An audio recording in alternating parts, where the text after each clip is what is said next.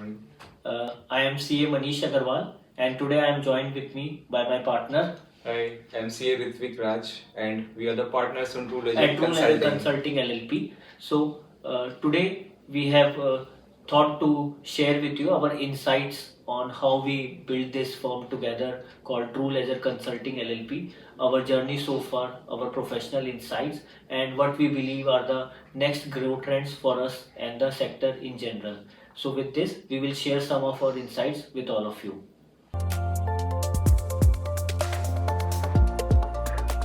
So friends, exactly a year ago, this was a time when I was just struggling to figure out the idea, the key service lines, the direction in which I have to go, who would be my key supporting partner for this firm.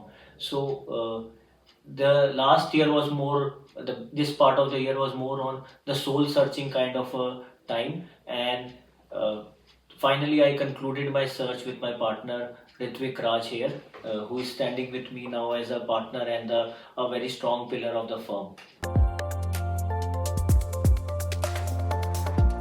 Thank you, Manish, for speaking so nice about me.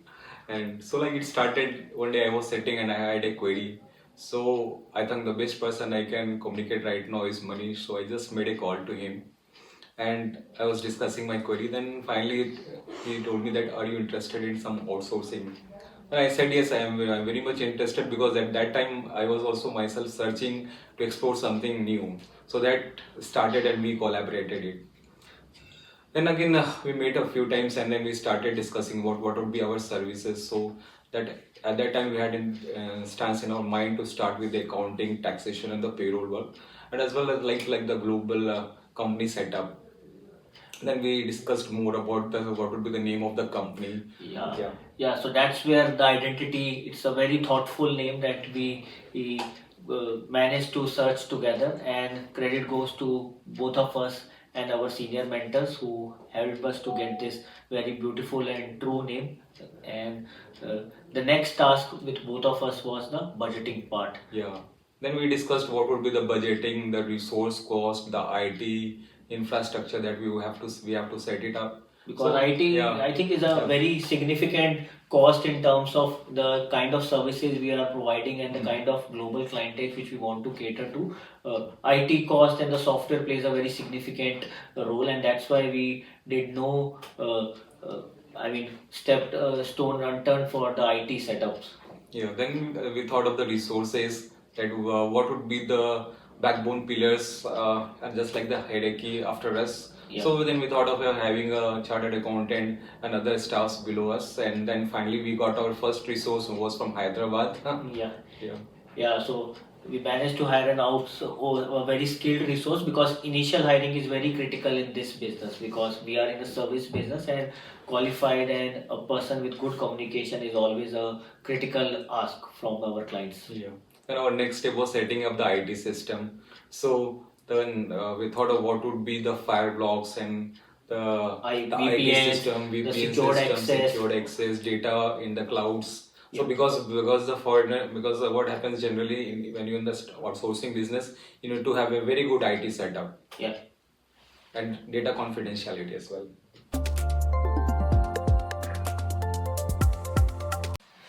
So other aspect which I personally took very important cognizance of this is the branding and the overall visibility of the firm. So we I personally myself get involved in the hiring of the best designers, and with the help of our partners, we finalized our corporate branding, profiling. Because when you work with global clients, whatever the way you portray yourself, not only just digitally but overall your conduct gives a lot of good impression, and the I would say visibility to you and your firm. So the better would be your branding and the way you conduct yourself in a professional and in a corporate environment. It will always add value to you, and the clients would be the potential clients would be more interested to work alongside. So this is one of the very key focus area which I was working on before even starting the firm, or before you even begin interacting with the clients. And the other part was to get to know myself more into deeper and deeper into the how the outsourcing world works. Even though I'm a skilled professional with more than 13-14 years of experience, but still learning is never a thing which should stop. So if we are trying to diversify ourselves into a new line of businesses, the first principle would always be to get into the nitty gritties of the business in terms of global working culture, the accounting softwares that we should be working, how the overall communication part works in the Western world. So these are all the soft skills that we try to build up even before we approach the client, because getting the pillars ready of the firm is the first thing which I believe is necessary before approaching the clients. Then in the Feb to March, it was a period of building the engine and gaining our first client. So we started speaking to our connects, to our friends as well, and then we talked about TrueLedger Consulting and what we are doing here. Then it happened that we got our first client through my senior manager, and it was a Canada client, and we are very much thankful to him that because of him we got our first client. Yeah. Then yeah. It was very lucky for us. I think the meeting was on my birthday on that day. So that client somehow kind of a very good surprise on the birthday day, and somehow that client kept us going and running, because we have seen that people struggling to get their clients even for 6 months. But we, by God grace, we are fortunate enough that we got our first client even before we actually started the foot our business. So that's something which we are very thankful to the God and feel us very fortunate.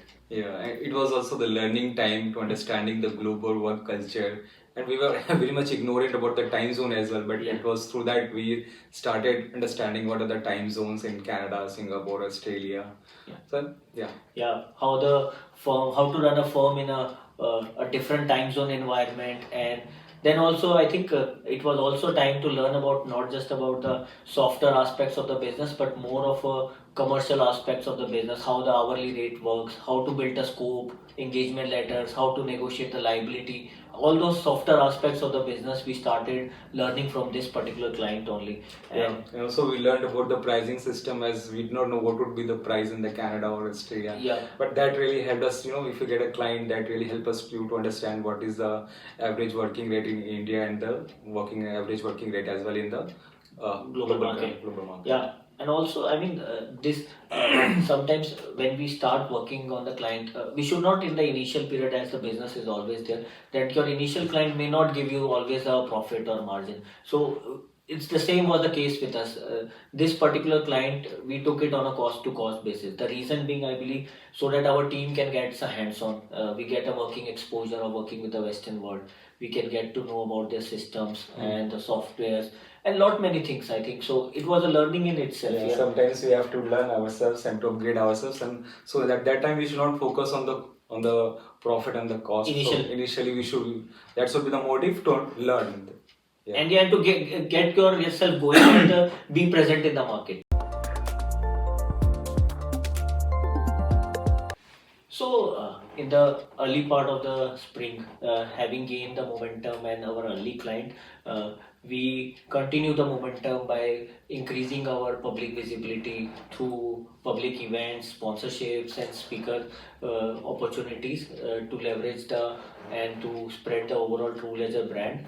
This I think is really important and gives a firm to create a brand and awareness among the market. So this is all an intangible, I would say. This may not yield a immediate benefit or a result for you, but when the people see that you are speaking or your firm is a sponsor at a prestigious events, this creates a very good or a positive impression amongst your clients and the potential client. So I believe that we continued this momentum, and we just not stop at having just one client, but we continue to build our efforts to create more and more visibility for our firm.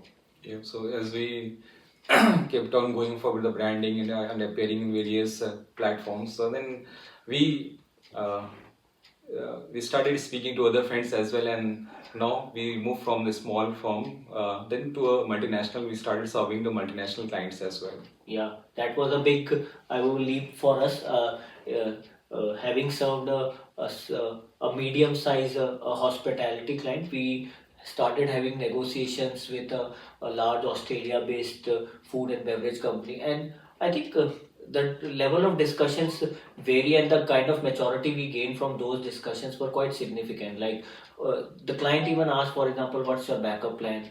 What's your continuity plan? So those kind of discussion, I think we were able to answer when we move from a initial or a new firm to a mature firm. So that's when we started realizing that okay, we are now maturing So to yeah, have we discussion with. understood that we should have a backup plan as well. If Yeah. that's the resources, if Yeah. there's a crunch in resources, then we should have a backup the Yeah, resource. contingency Yeah, plan, to all your mitigate. policies and SOPs in place. I think those are some of the critical elements if you are eager to serve the large multinationals across the Western world.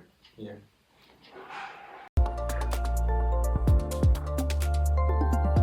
So as we started working with the clients and we got some money in hand, Yeah. then we thought of exploring other countries. So we thought of Singapore. And Yeah. Singapore, why it was in my mind? Because Singapore is a great finance capital country and it's a very good country to work with. So we thought of now explore the market there, understand the finance. A lot of there. Indian diaspora and NRI population over there. So Singapore became the obvious choice for expanding into the APAC market. So somehow during August period, we decided that why not travel to Singapore for a week and uh, build some new connections or renew our existing connections. And Ritvik and I both were our calendars were booked back to back, and not Yeah. even a single day. Like, we were very much occupied there, and I in our calendar it was like we visited most of the clients what we had in our books, and Yeah. that was by God grace that we Yeah. kept on exploring and discussing with the clients. Yeah, so our we call it as a maiden road show. Yeah. It exceeded our expectations, and we built very significant connections, both in terms of new potential clients and service providers that help us now to serve better the clients in Singapore. And, Yeah. and if you want to earn, if you want to earn, and you need to travel, because sitting in the office you won't get clients. You Yeah. have to explore, you have to visit there, then you can get the clients. And obviously learn from the culture of the people. That's Yeah. how in the international business your priority should be, that learn from the people, learn from international culture and apply in your business. And that really helped us because we got few clients as well while visiting Singapore. So that's the trick. I can Yeah. tell you that you have to visit. Be there, you have to Explore the be market. there. So Yeah. as we go, the saying is you have to be at the right place at the right time. So but you have to be at the right place somehow. Yeah.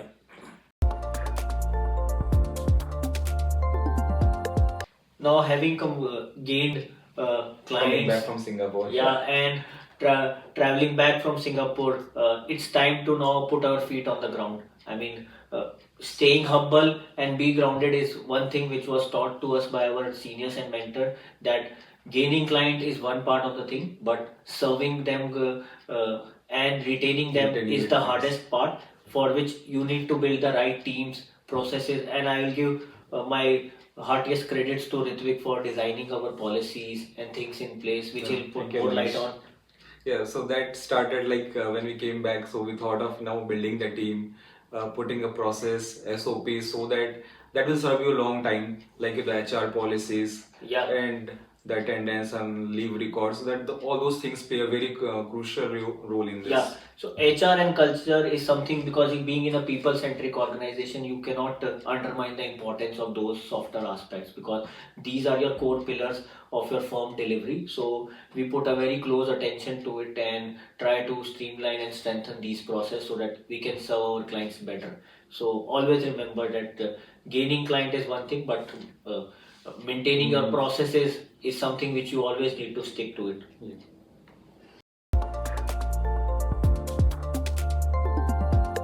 Now, having gained a couple of clients and experience in onboarding them, we leverage this experience in streamlining our client onboarding experience, how we can make it more smooth, how we can make it more frictionless in terms of like having transitional call with the client's existing accounting team, designing a proper onboarding plan with proper due date, task and delivery. So this gave us a lot of confidence, and to the client as well, that the counter team here in India is capable enough of handling large clients, and we in a matter of month, we onboarded a very large client based out of US, and client really appreciated our efforts, and they trusted us, and they even willingly gave us their tax work as well, for which we were not initially assigned for. So I believe that's the power of your onboarding plan, which we really thankful of our experience. Yeah, and so the team building and giving quality services to the clients, that plays a very crucial role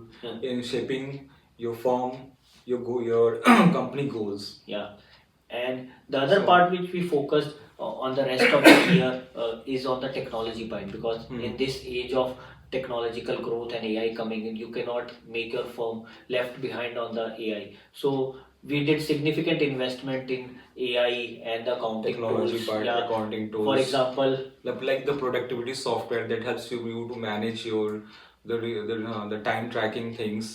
Okay, so all these things, the IT systems you should have in place Yeah. to get a good the IT surroundings. Yeah, so as mentioned by Ritvik, HR productivity is one just area, but we implemented different technology tools in, like having a proper tax softwares, having proper accounting softwares for your clients, and the relevant apps and add-ons over there. That's something which we really help us in making our firm agile and growing forward. And also one area which we and I and Ritvik personally took charge of is the training part of the team. Yeah. Yeah. So like we started the trainings every Friday, where our the team would they would come up with a something new technology announcement or something new trainings, like Or new something law the updates. US tax laws or something. So that we keep on repeating every Friday, and that's you need to impart training to your team. That's to make them more strong in technically. Yeah.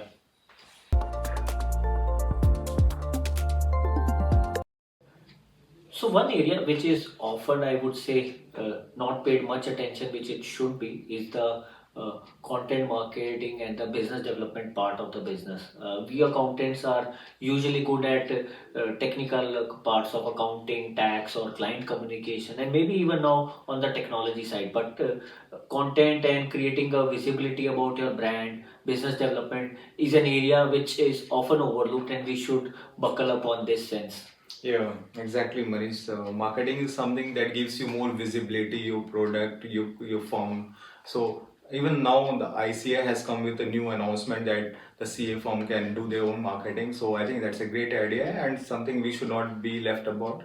And we should do the marketing, because marketing that gives you more traction and more you can exhibit about your products. Yeah, and we as a firm, realizing this, that we need to create more visibility and brand, we took a conscious call to hire marketing professionals within our team, invested some more heavily on the technology tools which we can leverage in this age of era to create our outreach. And I think one of the initiatives suggested by our professional was that hosting our self webinar. Yeah, in that last week, it was just a week ago that we hosted our webinar, and there was more than 200 registrations. All So we are- organic. all organic, yeah, So, right. which is quite a significant, without any extra efforts or without any outreach. Our own organic impressions were good enough. So we are thankful to this, and we hope to achieve more in the coming days.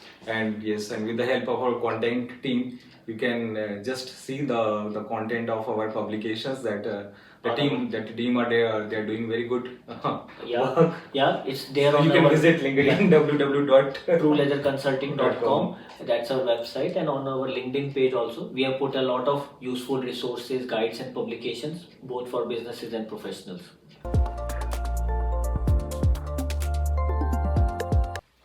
So after we have done our groundwork, so now we need to be stay humble and focus on what we're doing, because we should not jump into the leap to make more clients or something, but we need to build a team and the we need to build the team. So we should go on a slow pace rather than leaping, so that you need to be stable, stay humble, and let the flow go on. Yeah, and by this, we don't mean a flat growth, but what we mean is that before taking a leap forward, we should serve our clients, existing clients well, deliver with the same level of service or try to exceed the quality of services, because our existing customers are the best, I would say, referral for us. So instead of expanding into line of services quickly, we believe that we should focus and strengthen our existing line of services and make our clients happy. And yes, and you should like speak to your clients. You should make a call. Yeah. Like if they are they any facing any problem and what remedial action should you take?